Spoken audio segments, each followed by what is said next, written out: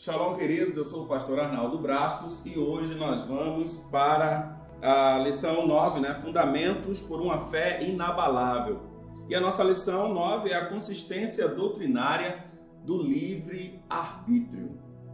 Um tema muito curioso, muito discutido, mas nós vamos pontuar algumas coisas que é necessário que você fique bem atento. Se você já tem a sua revista, pega a revista e vamos acompanhar ponto a ponto. São apenas 7 passos. Se você não tem a revista, você pode adquirir no CPIMW. Você não pode ficar sem essa revista. Olha só, ela é muito top, muito organizada e você precisa adquirir sua revista, tá bom? Bem, vamos lá. Primeiro, eu escrevi aqui no quadro para a gente poder fazer o passo a passo, não é?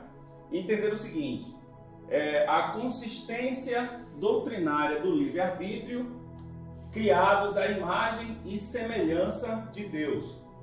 Gênesis, no capítulo 1, no verso 26 e 28, vai dizer assim: Então disse Deus, façamos o homem à nossa imagem, conforme a nossa semelhança, domine ele sobre os peixes do mar, sobre as aves dos céus, sobre os animais grandes de toda a terra e sobre todos os pequenos animais que se movem rente ao chão. Criou Deus o homem à sua imagem, a imagem de Deus o criou. Homem e mulher os criou. Deus os abençoou e lhes disse: Sejam férteis e multipliquem-se, enchem e subjuguem a terra, dominem sobre os peixes do mar, sobre as aves dos céus, sobre todos os animais que se movem pela terra.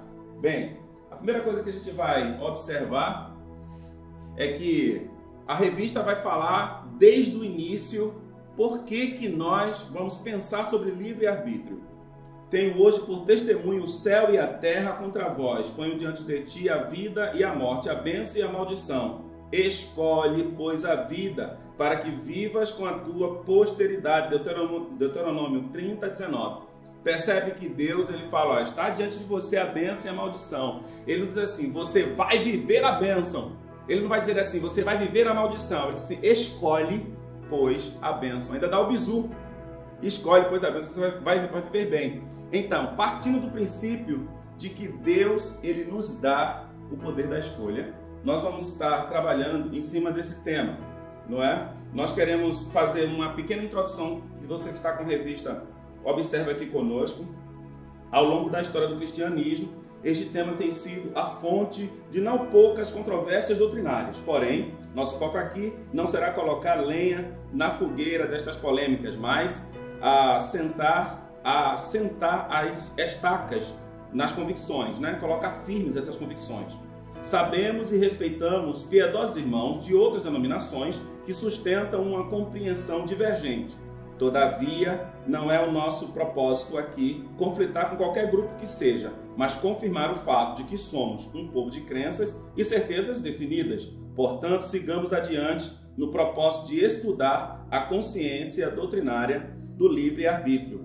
E a primeira coisa que a gente viu é Gênesis, porque tudo parte do princípio. E o princípio de tudo começa no início de todas as coisas. E Deus fez o homem e a mulher conforme sua imagem e a sua semelhança. Quando fala imagem e semelhança, não é o nariz parecido, ou o olho parecido, ou a cor do cabelo parecido. Quando fala imagem e semelhança, está falando de atributos. Atributos que o Deus Todo-Poderoso, não é? Colocou sobre as nossas vidas. E eu destaquei alguns atributos aqui, eu queria que você prestasse bem atenção. Imagem e semelhança são os atributos semelhantes às do seu Senhor. O raciocínio, criatividade, sensibilidade emocional e vontade para agir voluntariamente.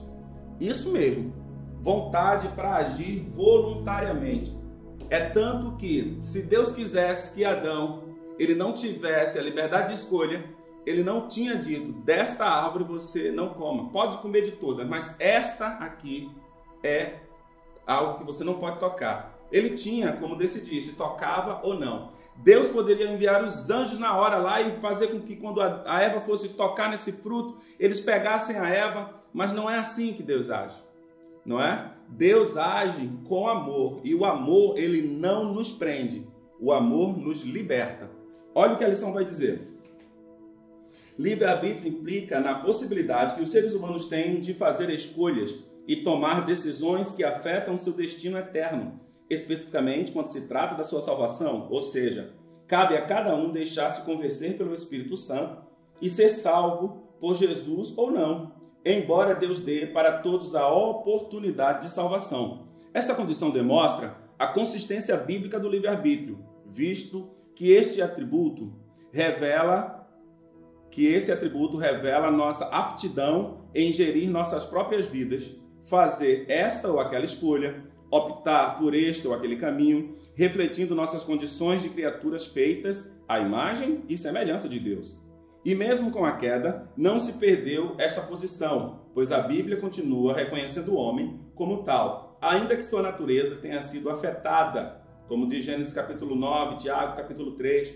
Contudo, o homem é convidado a recuperar a plenitude da dignidade, respaldado pela graça de Deus. Nós sabemos que a graça é um bem que nós não merecemos, mas mais adiante nós vamos falar sobre essa graça de maneira mais específica, colocando alguns pontos, alguns pingos nos is, como eu gosto de dizer. Mas para que a gente possa entender esse primeiro tópico aqui, que a consciência doutrinária do livre-arbítrio, ele vai me dizer o seguinte: eu sou criado à imagem e semelhança de Deus. Partindo desse pressuposto, Deus colocou sobre mim seus atributos, dentre eles a escolha. Eu posso escolher, porque assim Deus quis. Isso não é um atributo inerente do homem, é um atributo que Deus disse: façamos. Vamos colocar na vida do homem. A soberania de Deus desejou nos dar essa possibilidade. Escute, a liberdade é um ato de amor. Quando Deus nos fez, Ele nos fez por causa do amor. E ninguém pode amar se não tiver a liberdade de escolher se vai amar ou não. Para ser um amor verdadeiro, alguém de ambas as partes precisa ter o poder da escolha. E mesmo assim, escolher amar. Ok? Segundo tópico agora. A ordem de Cristo para evangelizarmos. Mateus, no capítulo 28, a gente sabe essa grande comissão, não é? Vamos ler aqui. A grande comissão, Mateus 28, 19 e 20. Portanto, vão e façam discípulos de todas as nações, batizando-os em nome do Pai, do Filho e do Espírito Santo, ensinando-os a obedecer a tudo o que eu lhes ordenei. Eu estarei sempre com vocês até o fim dos tempos. Olha o que a revista vai falar. Eu achei essa revista um compêndio teológico maravilhoso, ao mesmo tempo que desmistifica muita coisa. Vamos ler. John Wesley afirmou que a graça ou amor de Deus, de onde vem nossa salvação, é livre em todos e livre para todos. Ou seja, todos indistintamente devem ser convidados a receber o Evangelho de Cristo. Deuteronômio 10, Atos capítulo 10. Toda obra de Cristo tem alcance universal. Por isto somos convocados por Deus a pregar o Evangelho ao mundo inteiro, direcionando a todos o maravilhoso convite de Deus. Portanto, seria incoerente a Bíblia dizer que Deus deseja a salvação de todos os homens, inclusive responsabilizando os crentes com a evangelização mundial, se somente alguns pudessem escolher a mensagem cristã. Concluímos pela leitura do texto inspirado que Deus providenciou um meio para que cada pessoa possa obter sua salvação mediante a obra de Cristo em favor de toda a humanidade. Ora, conscientemente sabemos que quando Cristo nos comissionou, não é? Ele comissionou os seus discípulos para fazer discípulos, e esse evangelho do século I chegou no século XXI. 20 séculos depois nós estamos falando das mesmas pessoas. Algumas pessoas dizem assim: nós temos que ter um evangelho relevante. O evangelho é o mesmo, ele é relevante desde o primeiro século. O que nós precisamos é fazer com que a linguagem seja relevante, com que o que nós estamos fazendo hoje aqui seja relevante. Por exemplo, entender que nós somos comissionados para o ID. Por que Deus manda que a gente vá e vai fazer discípulos? Porque a gente não é para fazer crente. Ele não mandou a gente fazer pessoas robóticas. Ele disse assim, faz discípulos. E o que é o discípulo? Aquele que segue o mestre. Que mestre? Jesus. Então, calma. Se eu não for e não fizer o que Jesus manda, eu estou desobedecendo Jesus. Mas espera aí. Se a pessoa é livre para decidir, então eu preciso anunciar para que ele possa ouvir a salvação através da palavra. E então, a partir daí, o Espírito de Deus, essa maravilhosa graça que a gente vai chegar bastante nela, vai então abrir o coração do pecador, assim como abriu o meu, assim como abriu o seu, e então nós vamos experimentar do que nós vivíamos no nossos delitos e pecados e fomos agora transportados para o reino do Filho do amor de Deus. Agora, se eu não tenho que decidir nada, se Deus não me deu esse poder de decidir, então para que essa evangelização? Eu não consigo conceber evangelizar sem a ideia de que o outro pode ou não escolher. Então, vem com a gente. Vamos para um próximo tópico. As coisas estão esquentando. Esse terceiro tópico eu preciso de muita atenção sua. Esse terceiro tópico vai ser assim, ó. A obra universal do Espírito Santo.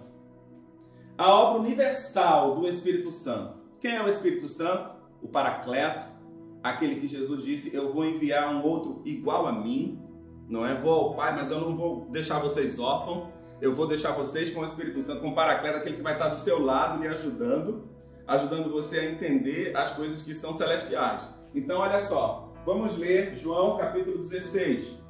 Quando ele vier, convencerá o mundo do pecado, da justiça e do juízo. Do pecado, porque os homens não creem em mim, da justiça, porque vou para o Pai e vocês não me verão mais, e do juízo, porque o príncipe deste mundo já está condenado. A palavra mundo, dentre as suas diferentes acepções, é empregada aqui para referir-se à humanidade alienada e inimiga de Deus. João descreve que a missão do Espírito Santo é exercida no coração de todos os homens a fim de libertá-los de um sistema de valores deturpados, corrompidos pelo maligno e que estão em flagrante oposição de Deus. O Espírito Santo lida com esta hostilidade da criatura contra o Criador a fim de desmascarar seus perigos, dando a todos a oportunidade de crer em Jesus. O ser humano está morto em suas ofensas e pecados, mas o Espírito Santo opera no espírito humano, opondo-se ao pecado e à influência de Satanás, para que o pecador ouça a voz da própria consciência. Essa influência precede todos os esforços do homem, por isso é chamado graça predisponente. Vamos parar um pouco aqui. Olha o que se está falando. Se está falando que o Espírito Santo vem para fazer uma consciência dentro de nós, para fazer com que o nosso espírito que estava morto nos seus delitos e pecados, ele possa agora reviver em Deus, reviver para Cristo. Só que ele vai nos fazer entender quem somos, frágeis. Quem escreveu isso? Foi o apóstolo, foi o João o Batista. Então presta atenção. Quando João escreveu, ele escreveu assim, no capítulo 1, verso 29. No dia seguinte, João viu Jesus aproximando-se e disse, vejam, é o Cordeiro de Deus que tira o pecado do mundo. Certeza de um grande líder. O que aconteceu? Ele estava batizando, só que ele estava dizendo para as pessoas, olha, eu batizo com água, mas vai chegar um que vai batizar com fogo, vai batizar com o Espírito. De repente vem Jesus. Ele olha para Jesus e fala assim, eis o Cordeiro de Deus que tira o pecado do mundo. Detalhe, os céus se abrem, a voz de Deus vem e diz assim, esse é meu filho amado em quem eu tenho prazer, e João está vendo tudo isso. Depois vem em forma, como uma forma de uma pomba, o Espírito Santo e desce sobre Jesus. Tudo isso João está vendo, ok? Então ele tem a certeza, não é? Existem manifestações do Espírito Santo que nos dá certezas e nos dá muita alegria, mas escuta só, vai sempre acontecer momentos difíceis na nossa vida. E muitas vezes eu e você, a gente acredita muito quando estamos vivendo um momento maravilhoso da parte de Deus, de repente nós somos interrompidos por algum problema. Talvez seja por algum rancor, talvez seja por uma palavra, talvez seja por um pecado, talvez seja uma palavra que você ouviu e fez você endurecer seu coração, e de repente você começa a achar que esse processo não é um processo na sua vida, que esse processo de salvação não aconteceu com você porque você está mal, porque você não está mais crendo. Deixa eu te dizer uma coisa.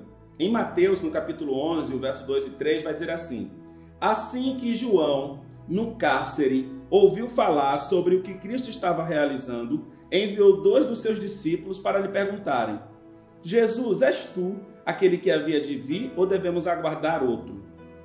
Ué, João, outrora, quando estava bem, quando estava livre, quando estava fazendo o que ele ama fazer, ele viu Jesus, viu a manifestação de Jesus, tudo aconteceu, ouviu a voz de Deus, viu o Espírito Santo, mas agora o quadro mudou. Agora o ambiente mudou, agora ele está preso, está encarcerado. É isso que acontece às vezes. Às vezes, no processo, nós nos deparamos com situações difíceis nas nossas vidas. A perda de algo, o abandono de alguém, uma quebra de aliança, o pecado, porque eu dei vazão no WhatsApp, no Facebook, não sei o que foi que eu fiz, e de repente ele veio. E aí a gente começa a esquecer de tudo que se viveu, de toda a experiência espiritual. Quando o Espírito Santo veio, ele veio para capacitar a gente. Escute, a gente não tem nenhum poder em nada que não seja a partir do Espírito Santo. Nós não estamos falando que o livre-arbítrio como Pelágio falou, vou falar um pouco sobre ele, que o homem vai por si só conseguir dar os primeiros passos e depois Deus vem. Não, a gente entende que primeiro vem a graça, e é essa graça que John Wesley vai chamar de graça preveniente. O que é a graça preveniente? É uma graça que vem antes e que abre os olhos do homem. João, ele agora estava no cárcere, estava mal, estava conflitado, estava com o coração magoado. E aí ele pega os discípulos e diz assim: vai lá perguntar a Jesus se é ele mesmo que tinha que vir, ou a gente tem que esperar outro. Ele deixou de ser um grande líder? Não, queridos. E você também, você não deixou de ser cristão porque está acontecendo alguma coisa com você. Você tem que entender que essas situações acontecem, mas você tem que respeitar o seu tempo, respeitar esse momento, respeitar suas emoções. Não é porque eu estou com medo que eu sou fraco, de jeito nenhum. Eu estou com medo agora porque a situação mudou, porque o ambiente mudou, as coisas mudaram, o Covid, a mãe que morreu, fulano. Mas eu tenho que entender que o Espírito Santo não se apartou de mim, que o Espírito Santo continua comigo, querendo me ensinar, querendo desenvolver a minha mente, desenvolver a sua mente. João ouviu os discípulos voltarem, que Jesus falou assim: fala para João que os cegos veem, que os surdos ouvem, que os coxos andam. Ou seja, ele está dizendo assim: fala para João que aquilo que ele leu de Isaías está acontecendo. Sou eu mesmo. Eu sou o Cristo que já Isaías disse que ia vir. Fica tranquilo. Fica tranquilo. Vamos caminhar, tá? Eu fiz algumas anotações aqui, muito importantes, né? A graça predisponente, como diz aqui a revista, ou como John Wesley gostava de chamar, é graça preveniente, não é? A gente tem duas escolas para a gente parar um pouco para entender. A escola de Pelágio, né? E a escola de Agostinho, século V. Pelágio, não vai falar sobre o livre-arbítrio, porque o homem não foi totalmente corrompido, não é? Já Agostinho vai dizer: não, o homem foi corrompido sim, claro que sim. E tem um escritor, um teólogo chamado Valmir Nascimento, em seu livro Graça Preveniente, ele diz que essa expressão da graça preveniente surge, na verdade, com Agostinho, que vai ser a escola daqueles que vão vir, o João Calvino, e a partir de então os calvinistas, que creem na predestinação, que creem que o homem não tem possibilidade nenhuma de decidir. Ele crê numa graça irresistível. O homem não tem condições de nada, porque o homem está completamente destruído por causa do pecado. Então, essa é a ideia de Agostinho, que foi a escola de João Calvino. Pelágio falava o seguinte: não, o homem não é totalmente depravado, não é? E, claro, a igreja não aceitou essa argumentação, porque a Bíblia é clara, cheia de textos dizendo que o homem foi completamente corrompido. Então vem Armínio. Então, Jacob Armínio diz o seguinte: Pelágio está certo em alguns pontos, Está certo que existe um livre-arbítrio, que existe essa graça preveniente que disse Agostinho. Sim, existe sim. Mas o homem é totalmente corrompido. E aí, John Wesley pega essa ideia da graça preveniente e diz o seguinte: sim, o homem não tem condições nenhuma de dizer sim para Deus porque está corrompido. Mas essa graça vem em todo momento. Essa graça vem porque a graça, irmãos, não é uma força, não é um presente qualquer. A graça tem um nome. Esse nome é Jesus Cristo, Yeshua HaMashiach, Jesus Cristo Messias. Ele trouxe a graça. E se ele é eterno, essa graça não veio no primeiro século. Essa graça existe eternamente. E essa graça foi providenciada por Deus para vir abrir o teu olho, abrir o meu olho, nos abrir os olhos, para nos fazer enxergar a bondade de um Deus que nos chamou para a boa obra. A partir de agora, por causa dessa graça preveniente, o homem consegue ter os seus olhos iluminados e agora ele pode decidir se ele continua com Deus ou se ele continua sem Deus. Porque Deus não quer ninguém robótico, meu irmão. Deus quer aqueles que o amam de todo o coração. Alguns irmãos vão dizer assim: não, mas a soberania de Deus escolheu alguns para a salvação. Porque essa foi a afirmação de João Calvino. João Calvino nunca disse que Deus pegou um para a salvação e outros para o inferno. Mas se ele disse, Deus escolheu alguns para a salvação, porque o homem completamente está... É só você fazer 2 mais 2, né? Se escolheu para a salvação, então escolheu para a perdição. Mas aí, Armínio vai defender que o homem tem sim a liberdade de escolha e vai defender que existe essa graça preveniente. E John Wesley e a gente, né, o nosso conceito teológico, ele é um armínio wesleyano, não é? A gente crê sim que o homem é totalmente corrompido, mas que essa graça preveniente faz com que ele abra os olhos. E a partir de então, ele possa se levantar pela graça, por esse bem tão maravilhoso, por causa do sacrifício salvífico de Jesus Cristo. E ele diz que fez esse sacrifício antes da fundação do mundo, porque ele é Deus. E ele queria a mim e a você aqui, livres para dizer sim ou não para ele. Assim como por uma só ofensa veio o juízo sobre todos os homens para a condenação, assim também por um só ato de justiça veio a graça sobre todos os homens para a justificação de vida. Porque como pela desobediência de um só homem, muitos foram feitos pecadores, assim pela obediência de um, Jesus Cristo, muitos serão feitos justos. Romanos 5, 18 e 19.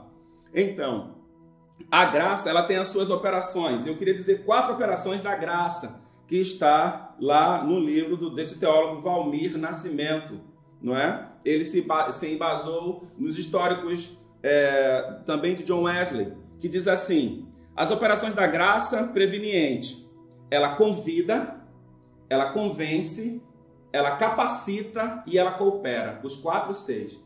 Ela convida, ela convence, ela capacita e coopera. Então, o que acontece conosco quando nós ouvimos falar, não é, do amor de Deus, quando nós ouvimos falar da bênção que é o sacrifício de Jesus, vai acontecer o que aconteceu no início de todas as coisas. A nossa imagem está um pouco deturpada, mas quando nós voltamos para o eixo, voltamos para Jesus, e aí sim, nós voltamos a ter, de uma forma nítida, a imagem e semelhança de Deus, que são os atributos divinos. Claro, lutando contra o pecado, sim, mas com o poder do Espírito Santo nos ajudando dia após dia, dia após dia. Então, entenda bem, o que você e eu precisamos entender aqui, nós não estamos jogando palavras fora, nós estamos vendo que a consistência doutrinária do livre-arbítrio, ela segue alguns princípios, dentre eles, a imagem e semelhança, que são os atributos, a ordem de Cristo para a evangelização, senão não tinha para que nós evangelizarmos, não é?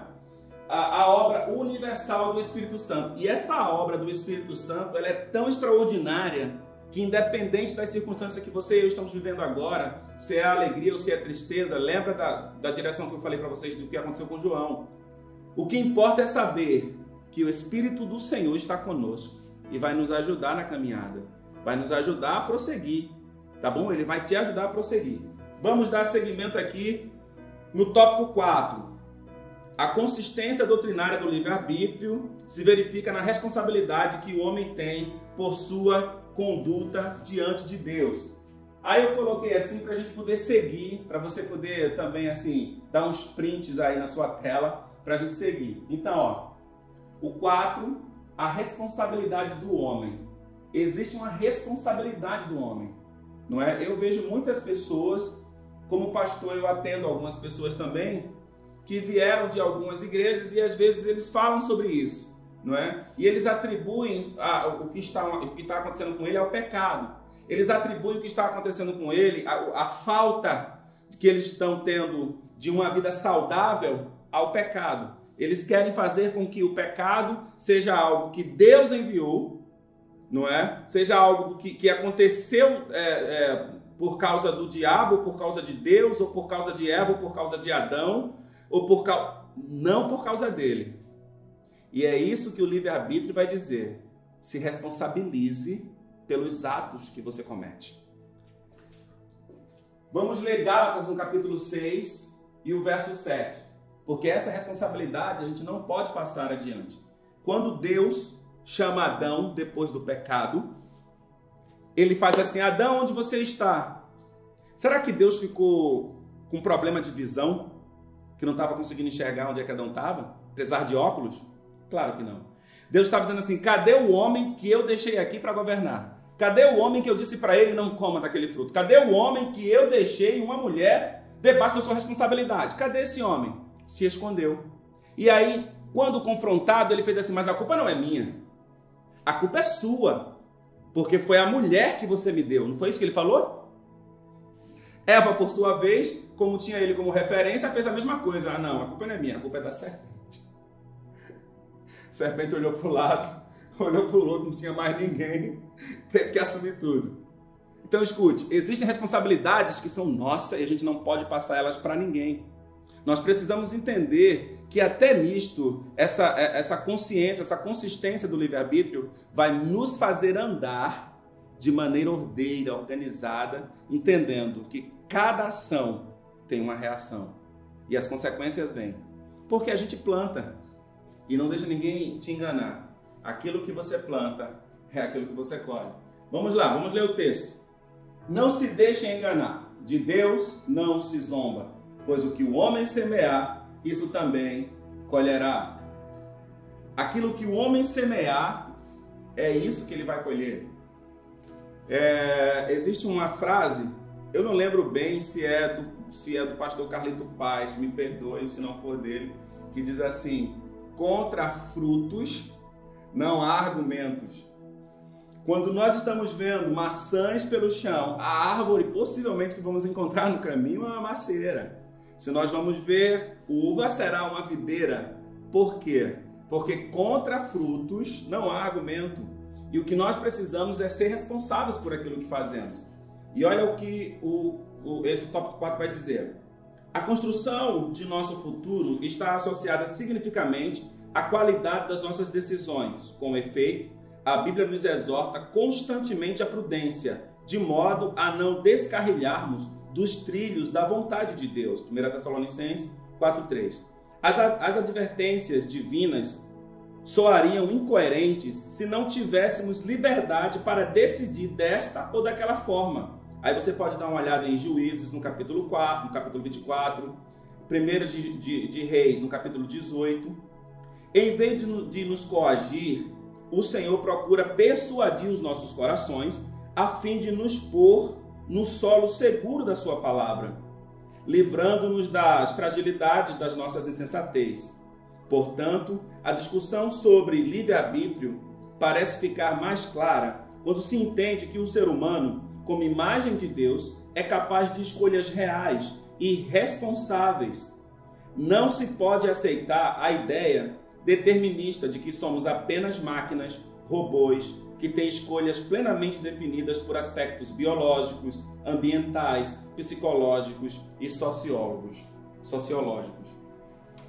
A gente não pode achar que nós somos produtos do meio. Isso não é verdade. Biblicamente, por exemplo, Imagine que Samuel, ele cresce na casa do profeta Eli. O profeta Eli, ele é responsável pelo sacerdócio. Os seus filhos são responsáveis debaixo da tutela do profeta. Vamos falar isso nos dias de hoje. O menino está crescendo na casa do pastor, onde a igreja está sendo dirigida por uns filhos que são corrompidos. Eles roubam as ofertas, Hofni e Finéias. Eles pegam as mulheres que estão cansadas, que estão desiludidas e têm relações com elas no templo. Esse menino está crescendo neste ambiente. Você sabe da história. Acaso Samuel desviou-se para a direita? Para a esquerda? Acaso ele foi influenciado pelo meio? De forma alguma. De forma alguma. Escute, independente de onde você está, independente das muitas vozes que estão ao seu redor, inclusive, um dos fatores que a gente percebe do fim dos tempos é a questão do ouvir. Não é? O pastor Newton Júnior, numa das nossas reuniões de pastores, ele nos falou isso, nós ficamos prestando atenção.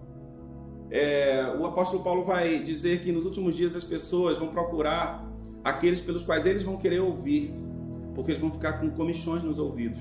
Apocalipse vai dizer, aqueles que têm ouvido, ouçam o que o Espírito diz à igreja. Tem gente que não está mais ouvindo o pastor, não está mais ouvindo aqueles pelos quais Deus colocou na sua vida. Eles escutam de tudo, eles ouvem tudo que está ao seu redor e por isso estão se perdendo. E por isso estão ficando temerosos, por isso estão ficando com o coração tão entristecidos, adoecendo na sua alma e automaticamente adoecendo no seu corpo. Escute, quando eu entendo que eu posso, que eu tenho poder de escolha, porque assim Deus me deu esse poder, eu posso me levantar em quaisquer que sejam as circunstâncias ao meu redor para dizer não, eu não preciso disso. Houve um dia que em Recife nós estávamos com um espetáculo chamado A Queda de Lúcifer. Eram 31 pessoas entre músicos, atores e bailarinos. E um produtor, não é, que trabalhava na ONU, não sei se ele ainda trabalha, ele estava lá e ele gostou do espetáculo e nos convidou para uma reunião. Nessa reunião ele fez uma proposta. Ele me fez a seguinte proposta.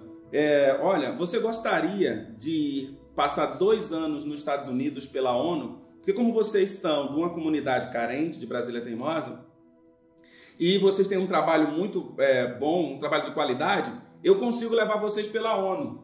E aí é o seguinte, eu levo as 31 pessoas. E o pessoal vai passar 2 anos lá, mas você pode até passar mais. Eu disse assim, maravilha, que coisa boa. Se o espetáculo está dando esses frutos, ok. Aí ele veio com a contraproposta, que deveria ser minha, já que a proposta foi dele. Mas ele já veio e reformulou. Ele disse assim, ok, mas aí é o seguinte, você vai precisar parar de tocar música gospel. Bem, isso é a minha identidade. E foi isso que ele viu e que despertou o desejo de nos chamar. E ele falou, e aí, você vai mudar um pouco também o figurino. As meninas têm um vestido muito grande, quando gira, ainda vem uma leg que aparece debaixo do joelho. Nós temos que botar um short menor, uma saia menor. Os meninos têm que estar com uma camisa mais acochadinha para mostrar os músculos. Aí eu disse, eu não preciso disso. Quando eu falei para ele assim, olha, eu não preciso disso, é porque meu relacionamento com Deus era suficiente. Eu sei que eu tenho o poder da escolha. E eu poderia, naquele momento, dizer, vamos. Vamos sim. Porque é uma oportunidade ímpar. É Estados Unidos, é o sonho americano. 31 pessoas, quantos dali não poderiam hoje estar falando até 3 línguas? Mas escute, nada vale a pena quando tira você da presença de Deus. Porque o amor ao mundo, a amizade com o mundo, disse Tiago, nos torna inimigos de Deus. Você não pode ser inimigo de Deus. O que você precisa é tomar uma decisão. Como é que eu posso tomar uma decisão? Porque o Espírito Santo, ele vai te ajudar. O Espírito Santo está contigo. Então lembre-se disso. O livre-arbítrio me dá condições de me responsabilizar por todos os meus atos. Vamos prosseguir? Vamos aqui para o tópico 5.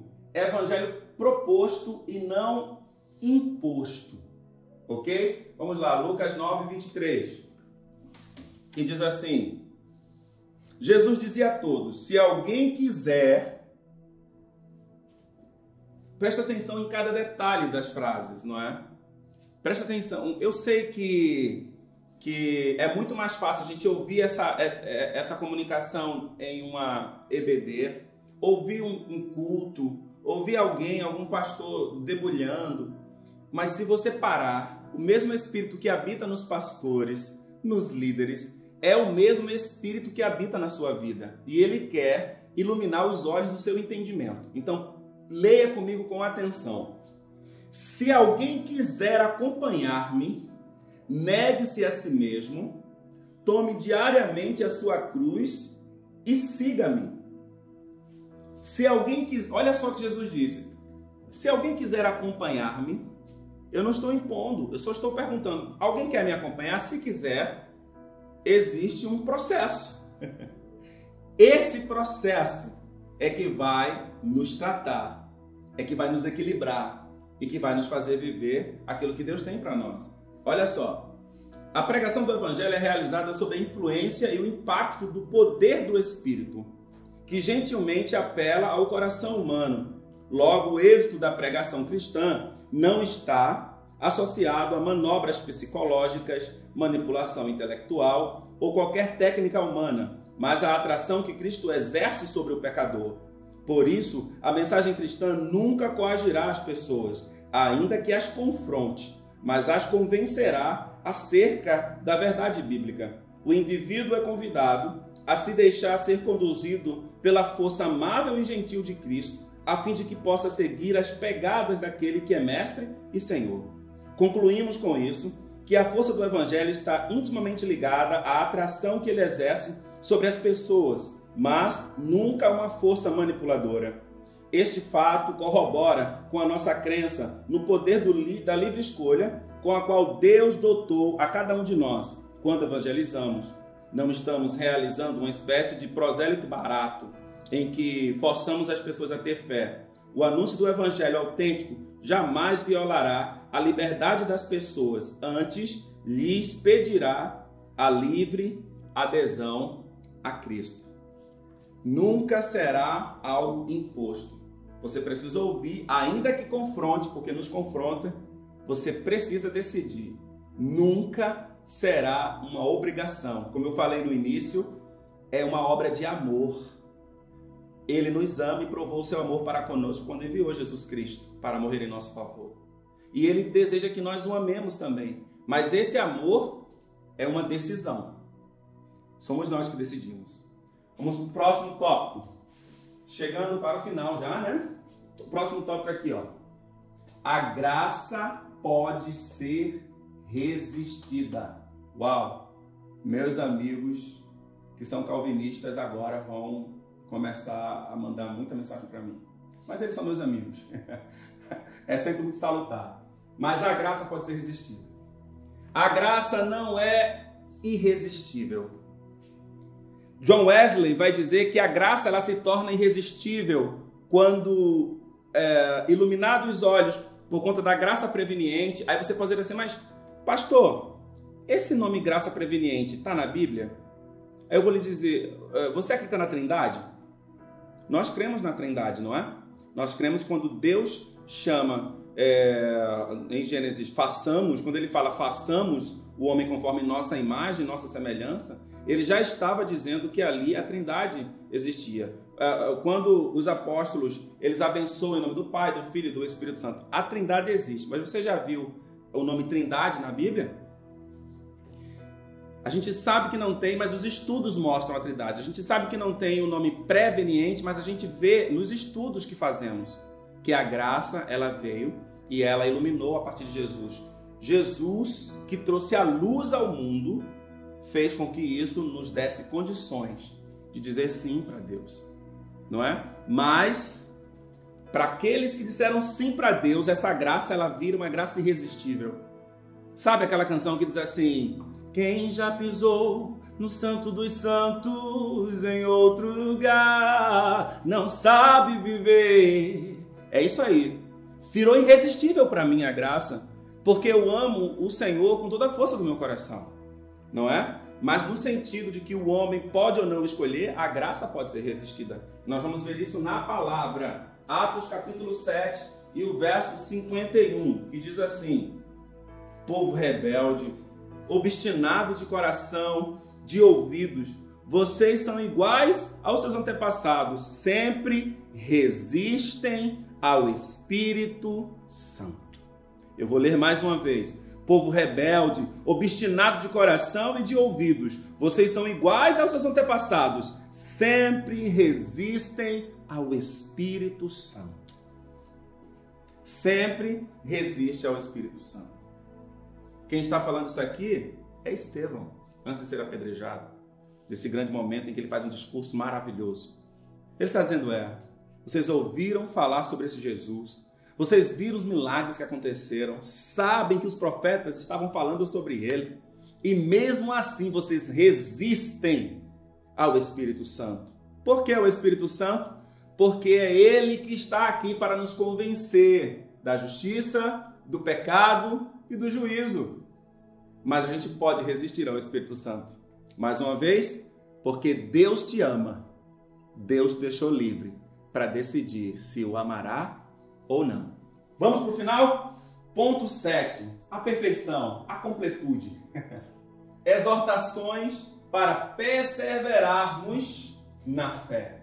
Exortações para nos mantermos, para buscarmos com toda a nossa dedicação, para perseverarmos na fé. Bem, é muito curto, não é? Esse espaço de tempo para nós falarmos tanto sobre um assunto que mergulha anos e anos. Mas se você quiser saber um pouco mais sobre isso, vai nos comentários aí, faz a tua pergunta, não é? Faz o teu esboço e a gente vai estar, na medida do possível, conversando com você, falando contigo, respondendo em outras aulas, tá bom? Mas fica à vontade. Agora vamos para lá, vamos terminar esse set aqui, que é maravilhoso. Mateus capítulo 24, verso 13. A gente vai ver a exortação para perseverarmos. Porque se tem uma coisa, irmãos, importante, mais importante do que começar, mais importante do que o meio, é o fim.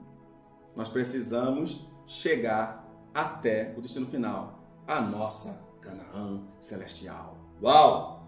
Que diz assim: mas aquele que perseverar até o fim será salvo. Ok, eu quero terminar com 2 Pedro, capítulo 3, verso 17 e 18. Portanto, amados, sabendo disso, guardem-se para que não sejam levados pelo erro dos que não têm princípios morais, nem percam a sua firmeza e caiam. Cresçam, porém, na graça e no conhecimento do nosso Senhor e Salvador Jesus Cristo. A Ele seja a glória, agora e para todo sempre. Amém. E 2 Pedro 1,10. Portanto, irmãos, esforçai-vos com dedicação cada vez maior, confirmando o chamado e a eleição com que fostes contemplados, pois se agirdes desse modo, jamais abandonareis a fé. Se agirdes do modo de perseverança, buscando em todo o tempo guardar os conceitos e preceitos do Senhor, entendendo que é você que decide se vai para o lado direito ou para o lado esquerdo, se responsabilizando pelos seus atos, se você perseverar, você vai crescer na graça e no conhecimento de Jesus Cristo. Vamos lá para a conclusão. Que revista maravilhosa, irmãos. Aqui tem QR Code, aqui tem muita coisa boa. Eu quero dizer de novo, se você não tem essa revista, você precisa comprá-la, precisa tê-la. As pessoas aqui da nossa igreja, que são inscritos na aula de EBD, elas ganham essa revista gratuitamente. Se você é da nossa igreja, se você está inscrito, se você não se inscreveu, se inscreva, ganhe sua revista. Você não é da nossa igreja? Gostaria de adquirir? O site da CPIMW, tá bom? É a nossa editora, você vai conseguir ter a revista na sua mão. Conclusão: o livre-arbítrio não é uma licença para pecar, mas uma oportunidade de afirmarmos voluntariamente a cada dia o nosso amor e a nossa devoção a Deus. Você pode ver isso em Salmos capítulo 1 e o capítulo 2. Quais os caminhos que você tem tomado ultimamente? Tem usado sua liberdade para honrar a Deus? Não existe contradição entre o livre-arbítrio humano e a soberania de Deus, pois as duas realidades coexistem harmonicamente na obra da salvação. É só dar uma olhada lá em Tiago 4, capítulo 4, verso 8. Precisamos considerar o fato de haver o pecado entrado nesse mundo pela livre escolha do homem. E, naturalmente, é pela mesma porta que terá de sair. O homem voluntariamente permitiu que o pecado entrasse. E agora, com a mesma liberdade que lhe é peculiar, há de convidá-lo a retirar-se. Eis uma das razões porque Deus sempre faz apelo ao homem como ser livre. A liberdade do homem é um dos elementos preciosos no grande plano de Deus de criar a raça à sua imagem e à sua semelhança. O reino dos céus reivindica o pleno senhorio de Cristo, efetivando-se na espontânea e consciente submissão de nossas decisões ao governo celestial. Este será o assunto a ser discorrido em nosso próximo encontro. Não deixe de participar. Essa foi a nossa aula. Espero que você tenha gostado e tenha aprendido junto comigo. Shalom, cheiro no coração.